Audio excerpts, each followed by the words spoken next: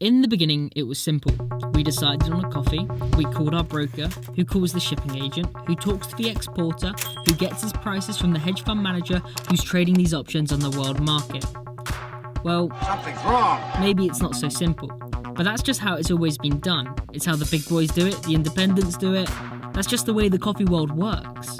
Remember, coffee is big business, and I mean really big. In fact, it's the second most commonly traded commodity in the world, second only to oil.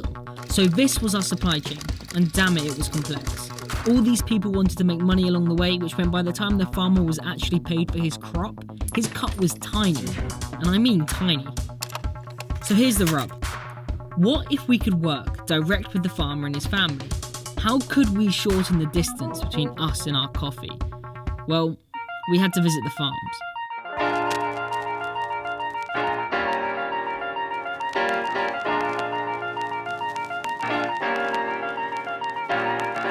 We're in Kenya. Karibu, say karibu, welcome. Karibu, yes, Scott's trying on his Swahili.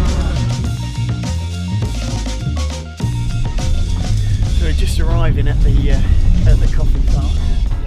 We found this farm, owned and run by the Machumba family, who are third-generation coffee farmers. Now, they really had a little gem. This farm was absolutely awesome. However, we soon realised that there really is a reason why these small farms remain small. Let me explain.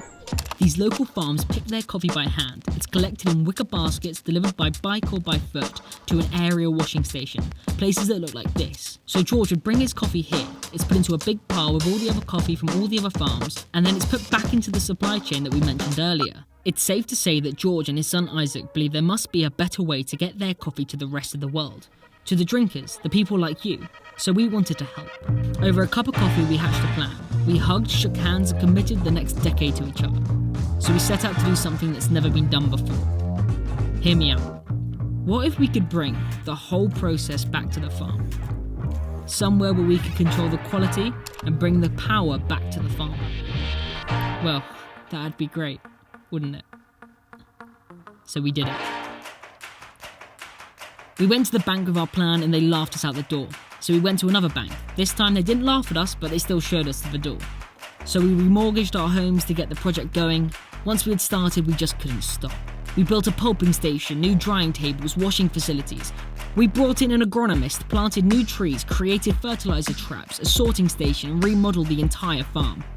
But then we realised this is just too good to keep for ourselves.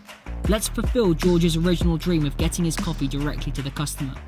We want you to get involved, the people actually drinking the coffee. So welcome to the Maru Farm Project. But there is one more thing.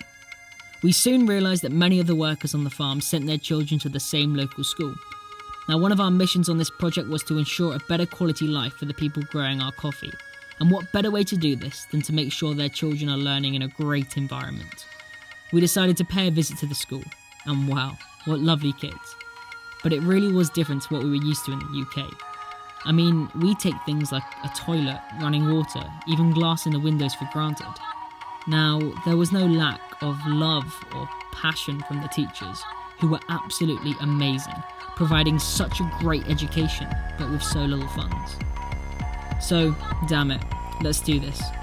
We spent the money we'd put aside for our blood-sucking lawyers into the Ryuga school. We ran a 6.6 kilometre freshwater feed, installed new water storage tanks and built a new brick toilet block with washing facilities. However, our most exciting project was the creation of a model working farm on the school grounds to teach the children modern coffee farming methods. The proceeds from the sale of this coffee goes to provide additional places for parents who cannot afford to send their children to the school. And it doesn't stop there.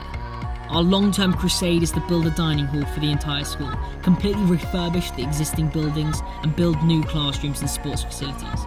Of course, this isn't going to be finished overnight. That's why we need the support from you, the members of the Maru Farm Project. We're here for the next decade and beyond. Join the crusade and be part of something amazing.